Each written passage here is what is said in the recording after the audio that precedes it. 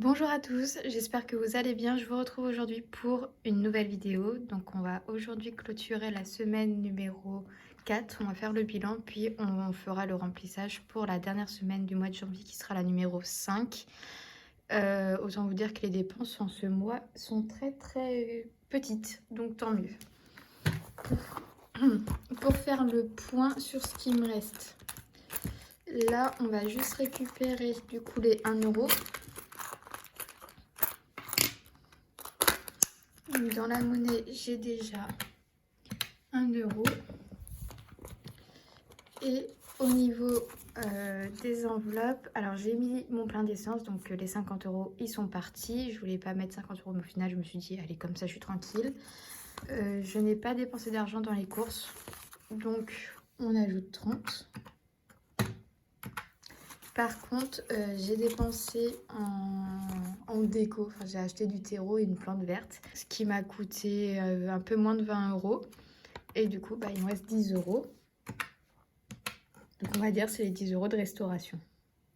Pour la semaine numéro 4, on a 41 euros d'économie. On va aller répartir cet argent dans mes économies, puis remplir pour la dernière semaine du mois de janvier.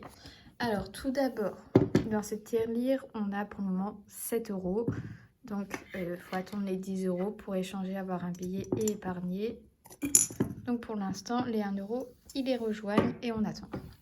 Comme vous pouvez voir, vu qu'en ce mois de janvier, je dépense quasiment rien, j'ai que des billets, j'ai plus de pièces. Donc heureusement que j'ai pas gardé mes défis pièces parce que là, j'aurais envie de pleurer.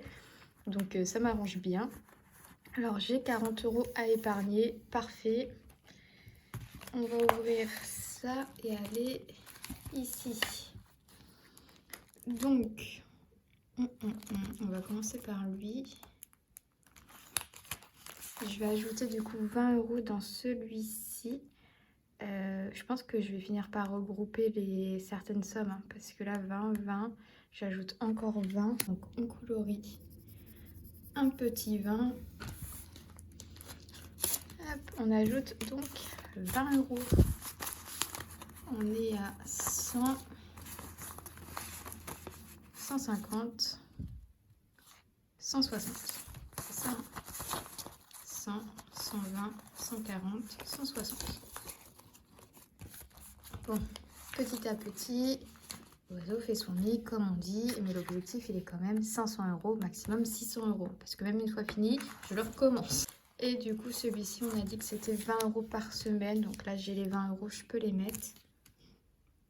Honnêtement, je vous avoue, j'ai hésité à mettre que 10 euros dans celui-ci. Et du coup, 30 euros dans l'autre. Mais je préfère, tant que je peux mettre les 20 euros, les mettre. Et puis, on verra plus tard. Du coup, là, normalement, on devrait être à 80 euros.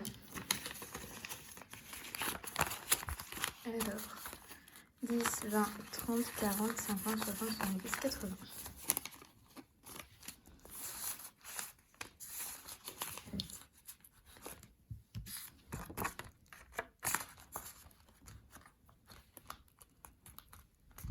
Voilà, bon, ça c'est fait.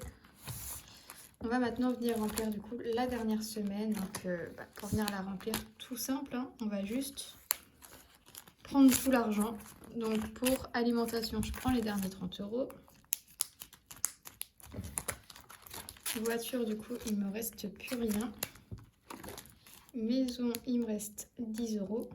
Également, soit ce sera une semaine totalement blanche et tant mieux pour moi, ou soit va y avoir des petites dépenses parce que je vais être en vacances. Donc déjà, ça va commencer que lundi, j'ai 2 rendez-vous médicaux. Donc je vais devoir les avancer avant que ma mutuelle me rembourse. Alors là, c'est restaurant. On a encore 10 euros. Je vais aller au garage faire ma vidange aussi. Donc voilà. Loisirs, on va prendre 10 euros aussi. Après mardi, rien de prévu. Faire des activités gratuites mardi. Genre mon ménage et du sport. Et mercredi, jeudi, je pars avec mon copain sur la côte. Enfin, j'habite dans une région où j'ai la mer à côté. Et on se fait un petit week-end en amoureux parce qu'il sera... Enfin, un petit week-end en pleine semaine. En amoureux, on va dire pour la Saint-Valentin. Mais c'est surtout que je suis en vacances et j'avais envie de faire un truc avec lui. Mais du coup, vu qu'on se verra pas à la Saint-Valentin, on se dit que c'est en même temps pour la Saint-Valentin qu'on se fait ça. Donc c'est aussi bien. Et du coup, là, il se peut que on rentre dans des petites boutiques et tout et que je veuille m'acheter ou offrir des choses. Et donc voilà, faut s'attendre à ce que soit c'est une semaine blanche, soit il y a un peu de dépenses ou soit il y a totalement que des dépenses. Et du coup, il me reste l'enveloppe pour les chats. Du coup, pour les chats, il me reste 60 €, donc très très bien. Il faut que j'achète des croquettes, mais je pense que je peux encore tenir jusqu'à ce que j'ai ma paye, donc nickel. Je pourrais les épargner, je pense, peut-être pas tout, mais je pourrais épargner à la fin du mois. Dans ma clôture, je pense avoir au minimum 60 € à épargner, et ça, je trouve que c'est plutôt pas mal. Voilà tout pour remplir ces enveloppes. Donc lui, il est entièrement vide, enfin, il reste les défis, mais ce qui fait qu'on a 30, 40, 50, 60, 70, 80, 90, 100, 110 et 120. On a un budget de 120 €.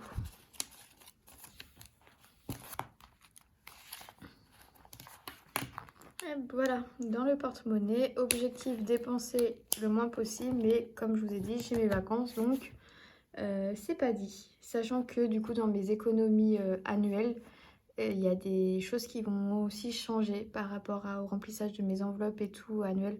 Parce que je vais au garage ce mois-ci, je fais ma vidange. Donc ça va pas me coûter super cher, mais je pense que je mettrai pas d'argent dans le garage ce mois-ci pour être sûr que... Enfin, entretien, pour être sûr de pouvoir payer ma vidange. Je vous retrouve à la fin de la semaine pour faire le bilan du coup du mois, carrément du mois de janvier.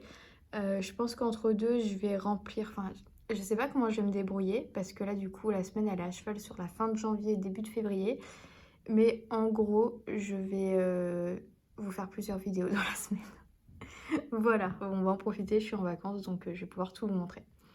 Bref, je vous souhaite un bon week-end, une bonne semaine et une belle clôture de mois.